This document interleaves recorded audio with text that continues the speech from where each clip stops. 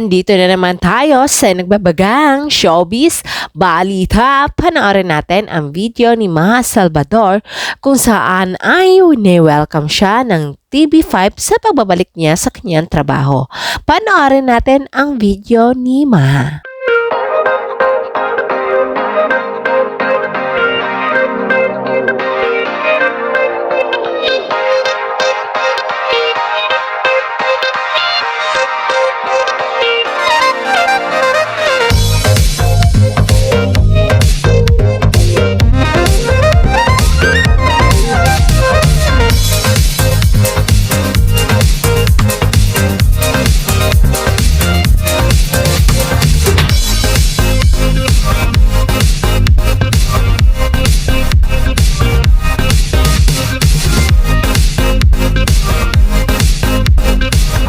Nag-upload si Maha Salvador sa kanyang IG story at account kung saan ibinahagi niya sa kanyang mga fans ang naganap kagabi, kung saan umattend siya sa isang event na ni-welcome siya ng TV5 sa kanyang pagbabalik trabaho.